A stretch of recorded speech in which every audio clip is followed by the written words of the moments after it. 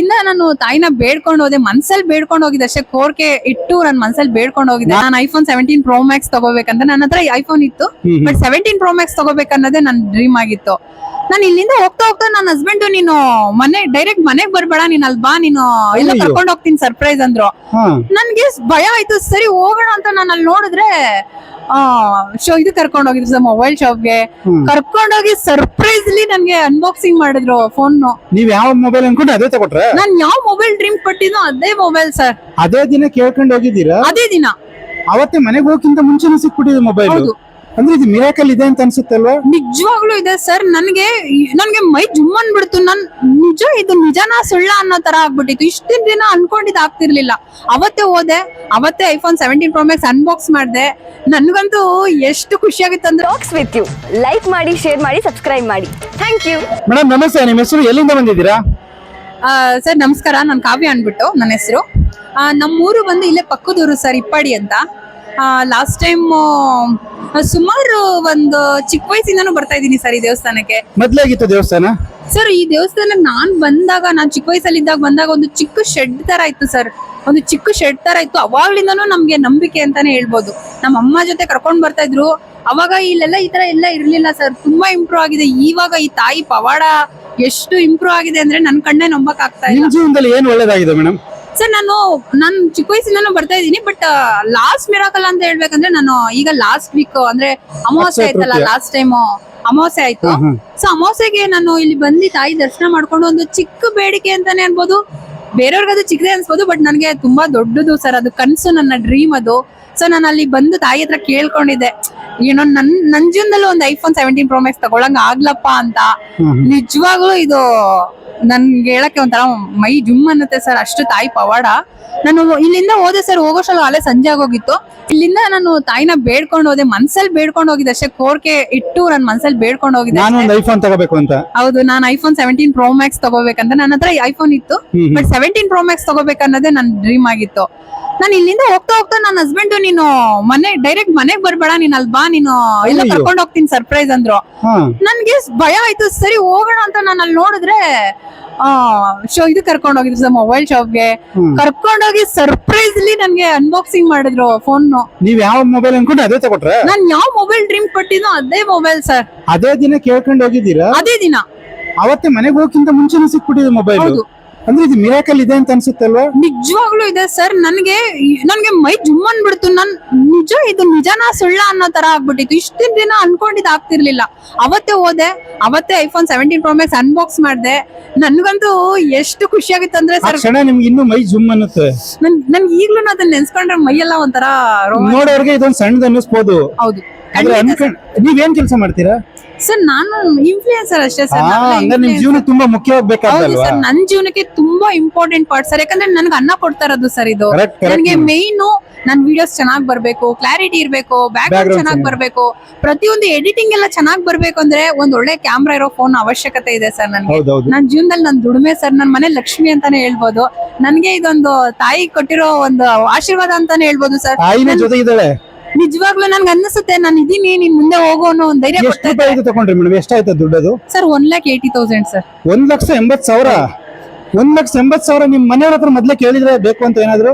ಅಂದ್ರೆ ನಾನು ಅಂದ್ರೆ ಹೇಳ್ತಾ ಇದೆ, ನಾನು ತಗೋಬೇಕಂತ ಅಂತಿದೆ ಅಷ್ಟೇ.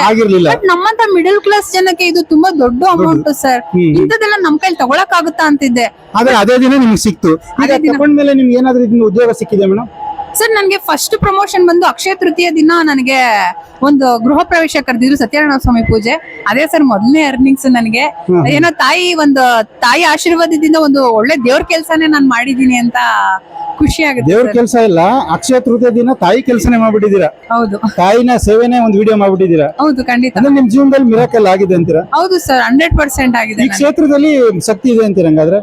ಸರ್, ಈ ಕ್ಷೇತ್ರ ನೀವು ಬರೀ ನಮ್ಮಂತವ್ರಲ್ಲ ಸರ್, ಹೊಸದಾಗಿ ಯಾರಾದ್ರೂ ಬಂದ್ರೆ ಒಳಗಡೆ ಎಂಟ್ರಿ ಆಗಿದ ತಕ್ಷಣ ಮೈಕೈ ಎಲ್ಲ ಜುಮ್ ಅನ್ನತ್ತೆ ಸರ್. ಹಂಗಿದೆ ಪವರ್, ಹಂಗಿದೆ ನಮ್ಮ ಒಳಗಡೆ ಎಂಟ್ರಿ ಆಗಿದ ತಕ್ಷಣ ಏನೋ ಒಂದು ಪಾಸಿಟಿವ್ ಎನರ್ಜಿ ಬರುತ್ತೆ. ಆಮೇಲೆ ಇಲ್ಲಿ ಯಾವುದೇ ಮೌಢ್ಯ ಇಲ್ಲ ಅಂತ ಹೇಳ್ತಾರೆ, ಹೌದಾ ಮೇಡಮ್? ಇಲ್ಲ ಸರ್, ಆ ತರದಕ್ಕೆಲ್ಲ ಇಲ್ಲಿ ಜಾಗನೇ ಇಲ್ಲ.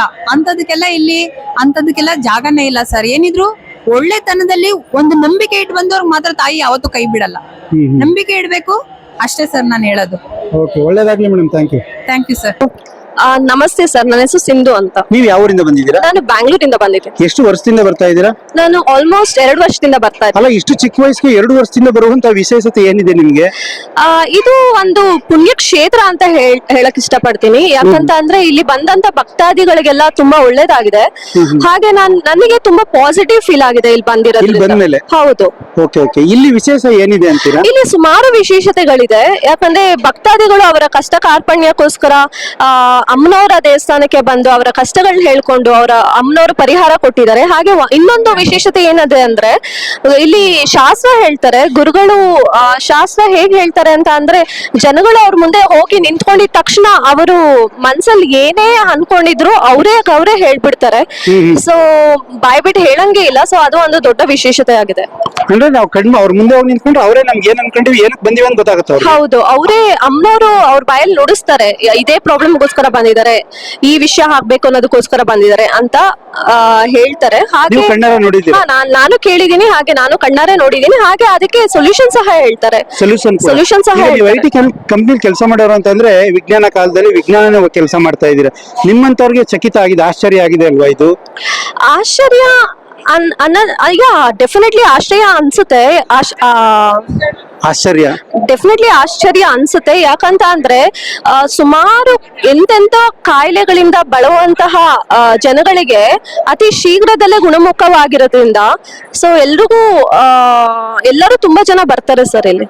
ನೀವು ಬಂದಂಗೆ ನೋಡಿದಿರಿ? ಹೌದು, ಡೆಫಿನೆಟ್ಲಿ ನೋಡಿ. ಇದೊಂದು ಪುಣ್ಯ ಕ್ಷೇತ್ರ, ನಿಮಗೆ ಒಂದ್ ರೀತಿ ಒಳ್ಳೇದಾಗೋ ಕ್ಷೇತ್ರ ಅನ್ಸಿದೆ? ಹೌದು, ಡೆಫಿನೆಟ್ಲಿ. ನೀವು ಬಂದಾಗಿಂದ ಏನು ಕೇಳ್ಕೊಂಡಿಲ್ವಾ?